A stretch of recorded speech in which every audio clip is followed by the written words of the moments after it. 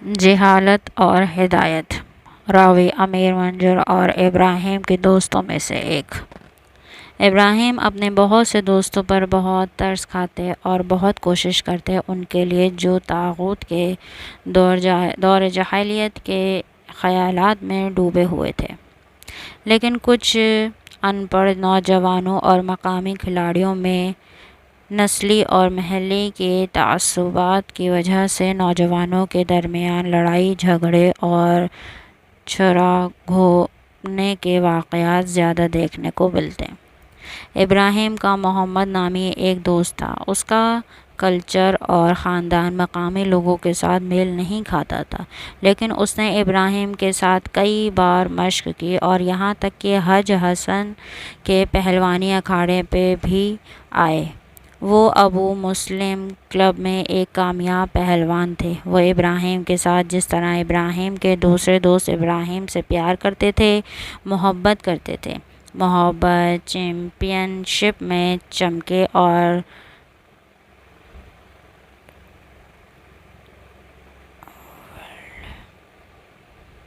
Canada میں world champion شپ کا سفر کیا۔ روانگی سے پہلے ابراہیم کی دعوت پر حج حسن کے پہلوانی اکھاڑے آئے۔ پریکٹس کے 1 گھنٹے بعد میں اور علی نصر اللہ اکھاڑے گئے۔ ہم نے اندر داخل ہونا ہی چاہتے تھے کہ ابراہیم کے چلانے کی آواز آئی، مجھے مارو، لیکن محمد کے ساتھ کوئی بدسلوکی نہیں ہونی چاہیے، وہ چلا یا وہ ہمارا مہمان ہے۔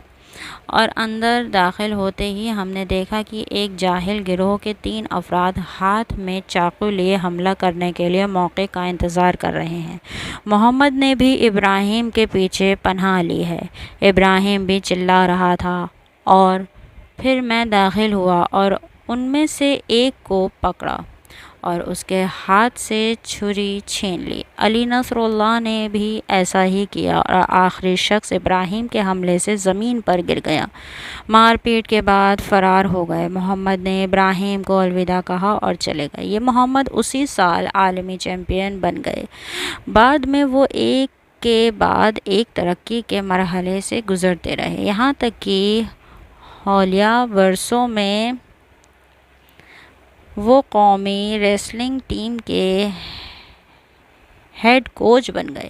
وہ ہمارے قومی ہیروز میں سے ایک محمد بن گئے۔ میں نے ان کے بارے میں کچھ دوستوں سے پوچھا۔ میں انہیں دیکھنا چاہتا تھا اور ان کے بارے میں کہی جانے والی باتوں کی حقیقت کو جاننا چاہتا تھا۔ میں نے انہیں مسجد میں دیکھا۔ ہم نے ایک دوسرے کو سلام کیا اور حیرت سے کہا، کیا آپ مسٹر ہیں؟ اس نے سر ہلایا اور کہا، جی فرمائیے۔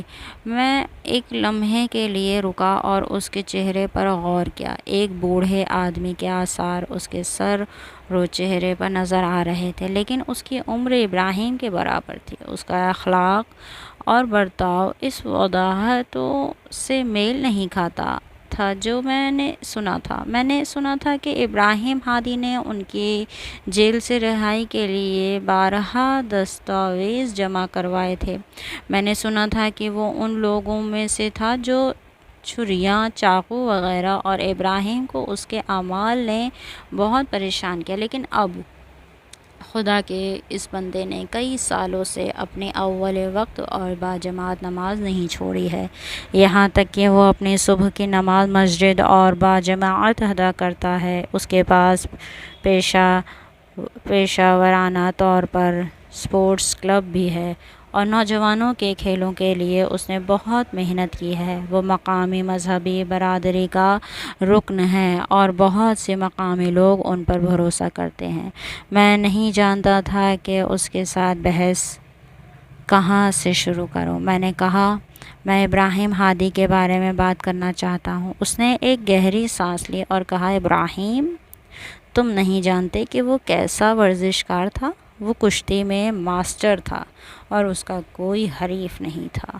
ایک بار صدری کلب مقابلے میں اس نے لگاتار 5 میچوں میں انتہائی اعلیٰ نتائج کے ساتھ کامیابی حاصل کی، جبکہ اس نے اپنی مہارت کشتی کے ذریعے ان سبھی کو شکست دی، یہاں تک کہ جب میں مقابلوں میں جاتا تو وہ میرے ساتھ کھڑا ہوتا اور کوچ کی طرح میری رہنمائی کرتا۔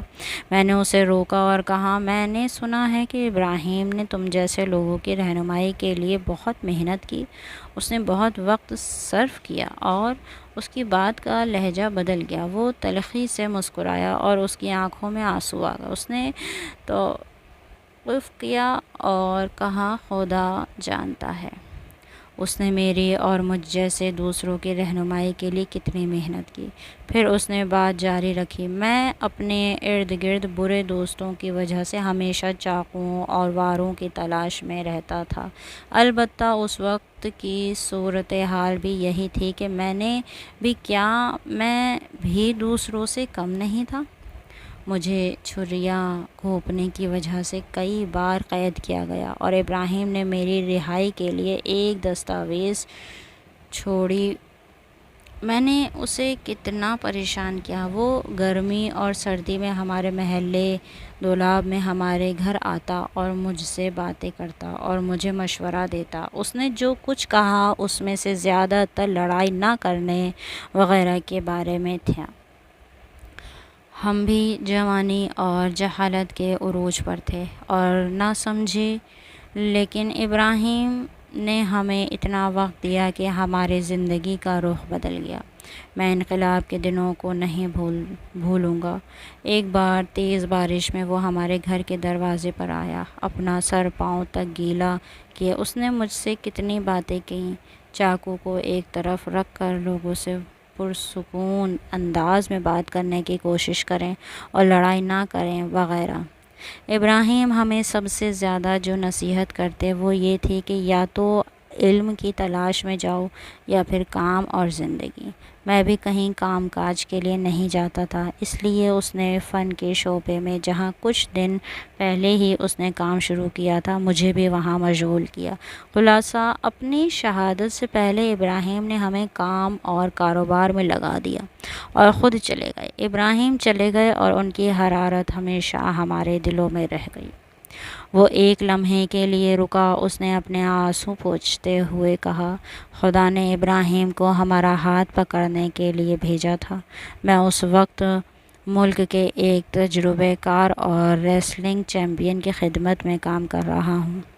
میں چھوٹوں کو سکھاتا ہوں، لیکن کام پر میں انہیں ہمیشہ ابراہیم کے بارے میں بتاتا ہوں، کشتی میں لوگوں کی خدمت کیسے کی جائے اور ابراہیم کی طرح خدا کا سچا بندہ بننے کی کوشش کی جائے۔ یقیناً میرے جیسے بہت سے تھے جن کے لیے ابراہیم نے اپنا وقت نکالا اور کامیاب بھی ہوا۔ الحمدللہ، مرادی وہ تھے جن کا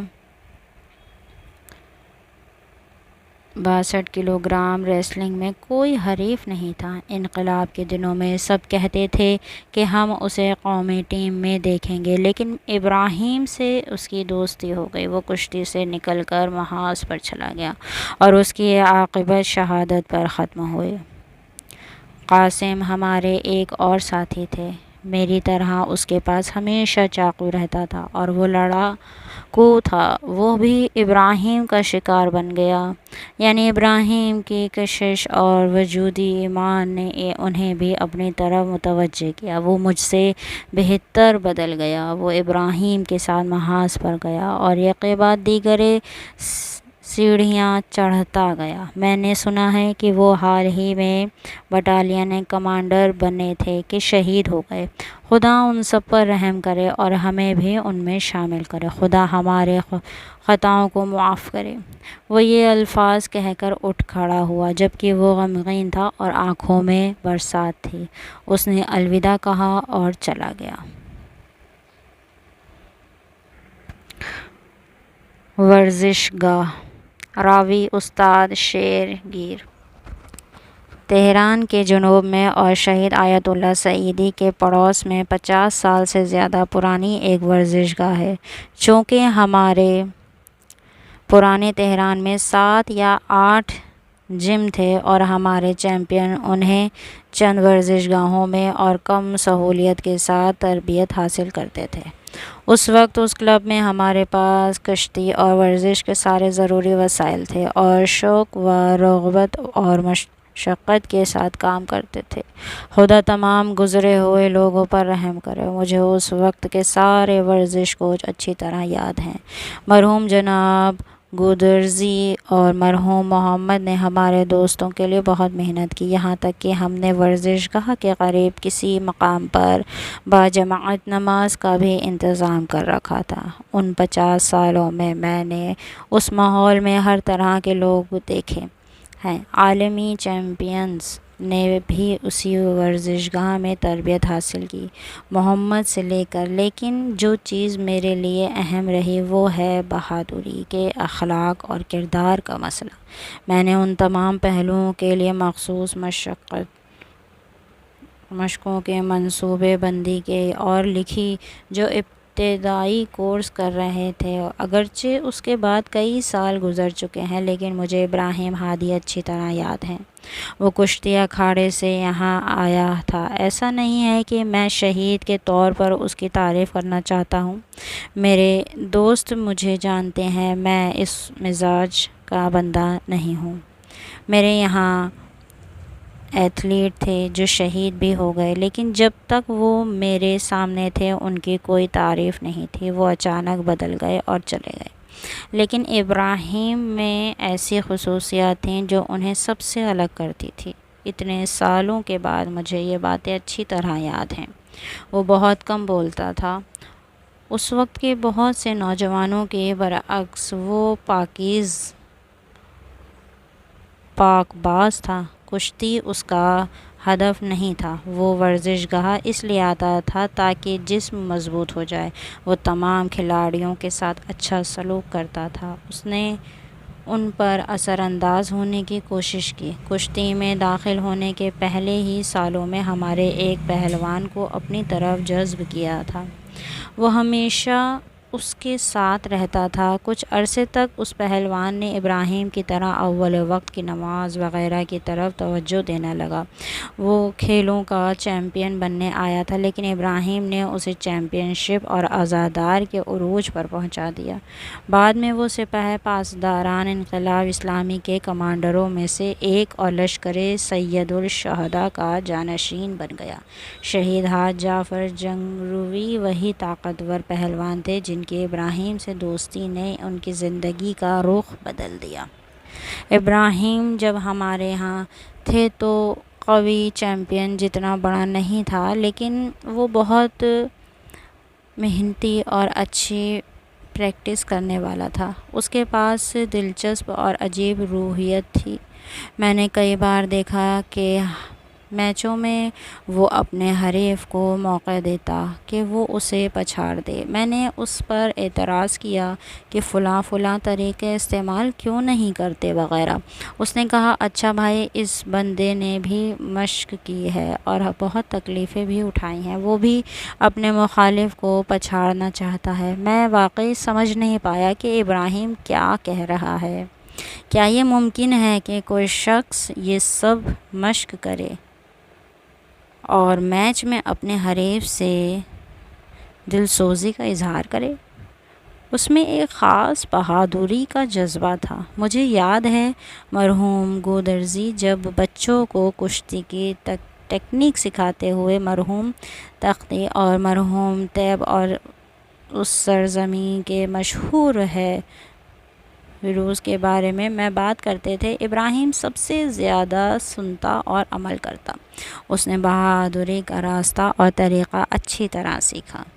ابراہیم کی ایک اور خصوصیت جو میں نے پہلے مرحوم تختی میں دیکھی تھی وہ یہ تھی کہ وہ مقابلوں میں کبھی کمزور پوائنٹ پر نہیں جاتے تھے۔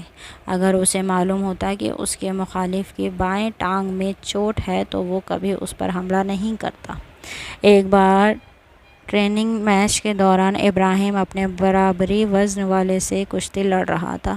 ابراہیم کے مخالف نے ناخواستہ طور پر ابراہیم کے چہرے پر سر مارا۔ ابراہیم کی آنکھوں کے نیچے والا حصہ سوج پڑا اور سیاہ ہو گیا۔ ابراہیم کا مخالف خوفزدہ اور پریشان تھا۔ میں نے کئی بار دیکھا تھا کہ یہ مسائل لڑائی جھگڑے وغیرہ کا باعث بنتے تھے، لیکن ابراہیم اس بہادری کے ساتھ آگے بڑھا اور اپنے مخالف کو گلے لگا لیا۔ یہ عجیب بات تھی کہ اس نے اپنے مخالف کو خوش کیا اور کہا، کچھ نہیں ہوا، یہ سب کھیلوں میں ہوتے رہتا ہے، یہ چھوٹی چیزیں نہیں ہیں۔ ہم نے اکثر اس کے برعکس ہی دیکھا ہے۔ مختصر یہ کہ ابراہیم کے نزدیک بہادری کا ایک الگ ہی تصور تھا۔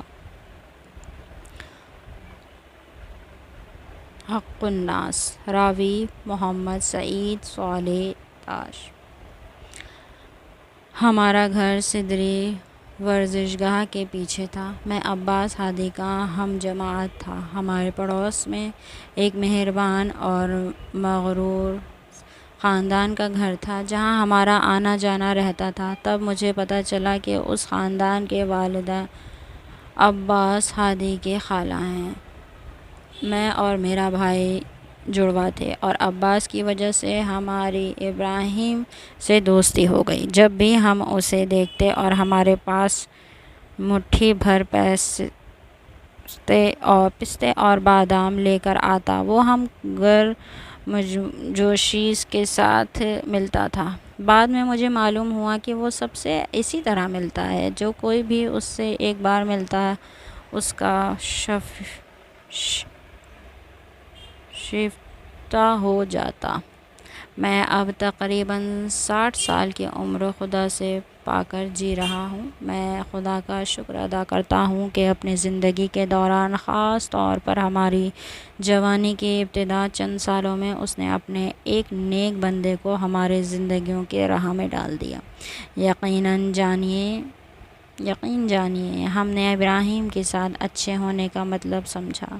ہم نے ابراہیم کے ساتھ رہ کر انسانیت کا مطلب سمجھا۔ میری پوری زندگی ان کئی سالوں کی چمک جو ابراہیم کے ساتھ گزارے کی زیر سایہ رہی۔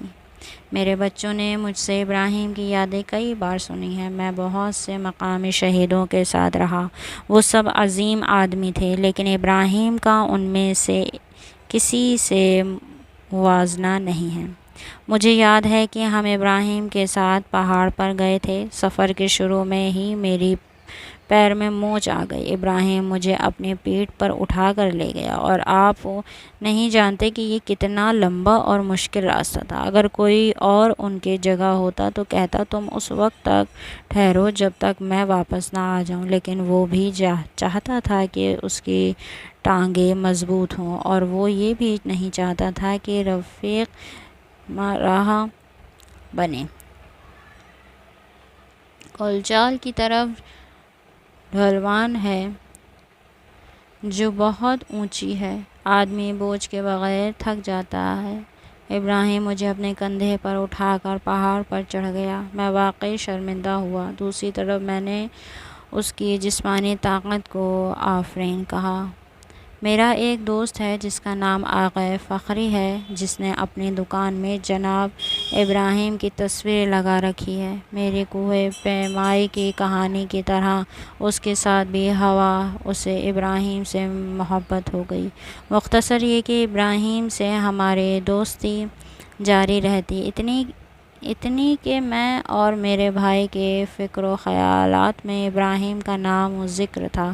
میرے والدین بھی اسے جانتے تھے۔ وہ خوش تھے کہ ان کے بیٹے ایسے شخص کے ساتھ باہر جاتے ہیں۔ میں یہ دعوے کے ساتھ کہہ سکتا ہوں کہ ہم نے ابراہیم سے مذہب اور عقائد کا علم حاصل کیا۔ تقریباً 70 سال کی عمر میں انہیں دینی معاملات میں اتنی مہارت حاصل تھی کہ ہمارے بوڑھوں کو بھی اس طرح سے تسلط حاصل نہیں تھا۔ ایک دن ہمیں والی بال کھیلنی تھی۔ میرے پاس جوتے نہیں تھے۔ میں نے ابراہیم کے ساتھیوں میں سے ایک سے کہا، جس نے پرانے جوتے پہن رکھے تھے، مجھے اپنے جوتے دو، میں میدان میں جاؤں گا۔ میں نے اسے اپنے چپل دی اور اس کا فٹ بال شوز لیا۔ ہم نے کھیلنا شروع کیا۔ کھیل کے بعد میں نے دیکھا کہ وہ چلا گیا تھا، میں بھی گھر لوٹ آیا۔ 1 گھنٹے سے بھی کم وقت کے بعد میں نے ابراہیم کو ہمارے دروازے پر آتے دیکھا۔ میں خوشی اس کا استقبال کرنے چلا گیا۔ میں نے کہا، آپ یہاں کیا خبر ہے؟ اس نے تمہید کے بغیر کہا، سعید، خدا قیامت کے دن ہر چیز سے درگزر سکتا ہے، لیکن لوگوں کا حق کھایا ہو تو معاف نہیں کرے گا، اس لیے زندگی میں احتیاط برتیں کہ آپ کی گردن پر لوگوں کا حق نہ ہو۔ پھر اس نے مزید کہا، بہت محتاط رہوں کہ کسی ایسی چیز کے قریب نہ جائیں جو آپ کی نہیں ہے۔ اگر آپ کسی کے قرض لیتے ہیں تو خود قرض کی ادائیگی کی کوشش کریں۔ میں نے کہا، ابراہیم صاحب، آپ پر قربان جاؤں، آپ کا حکم سر آنکھوں پر۔ میں واقعی میں نہیں جانتا کہ آپ کا وہ دوست کہاں ہے جس سے میں نے فٹ بال شوز لی تھی۔ کھیل ختم ہونے سے پہلے چلا گیا۔ مرد خدا۔ راوی مہدی حسن قمی۔ ہم زیبا نامی گلی میں رہتے تھے۔ میرے والد ایک آئس کریم پارلر کے مالک تھے اور کچھ سالوں کی تعلیم کے بعد میں نے اسکول چھوڑ دیا اور کام پر چلا گیا۔ میرے سارے بھائی کام کرتے تھے۔ ان دنوں میں جب میں زیبا نامی سڑک پر کام کرتا تھا، میں ایک دبلے پتلے نوجوان کو گلی سے اسکول جاتے ہوئے دیکھتا تھا، لیکن میں نے کبھی اس سے بات نہیں کی تھی، یہاں تک کہ میں نے ورزش گاہ جانا شروع کیا۔ میری آمد کی پہلی دن تھا کہ میں نے وہی نوجوان دوبارہ دیکھا۔ پہلوانی اکھاڑے آیا تھا۔ میں نہیں جانتا تھا کہ وہ بھی وہاں جاتا ہے۔ کھیل کے مسئول نے نوجوان کو کنویں میں مدعو کیا اور کہا، جناب ابراہیم تہران کے کلبوں کے ریسلنگ چیمپئن ہیں، مجھے وہ بہت پسند آیا۔ وہ کھیلوں کا ہیرو تھا اور ساتھ ہی ساتھ بہت اچھا اور پرسکون۔ اس نے گھڑے میں داخل ہونے سے پہلے سب سے مصافحہ کیا، یہاں تک کہ میرے ساتھ جو اس وقت نوعمر تھا اور ابھی ان کے ساتھ شامل ہوا تھا۔ ابراہیم نے مجھ سے دوسروں سے زیادہ احوال پرسی کی۔ اسی دن سے ہم دوست بن گئے۔ میں اس سے زیادہ خوش تھا۔ مجھے ایک ایسا دوست ملا جو اچھی اور انسانی صفات کا مکمل مجموعہ رکھتا تھا۔ اس نے پہلے کچھ دن مجھ سے بات کی اور مجھے بہت کچھ سمجھایا، کسی سے دوستی کرنی ہے اور کس سے بچنا ہے۔ مجھے آج بھی اس کی نصیحتیں یاد ہیں۔ ہمارے ہاں پہلوانی اکھاڑے میں ایسے لوگ تھے جو ابراہیم کے برعکس ہی بہت بدتمیز تھے۔ ابراہیم نے مجھے ان لوگوں کی خصوصیات بیان کی اور اس وقت کے معاشرے کے بارے میں حالات کو دیکھتے ہوئے کہا، مہدی، کسی ایسی شخص سے دوستی کرو جو تم سے زیادہ طاقتور ہو تاکہ یہ آپ کو پریشان نہ کر سکے۔ میرے پاس گھر پر کوئی نہیں تھا جو ہمارے ساتھ وقت گزارے اور ہمیں اچھے برے کی پہچان کروائے۔ ابراہیم نے ہمیں نصیحت کرنے میں کافی وقت صرف کیا۔ ان کی اکثر نصیحتیں بھی بالواسطہ تھیں۔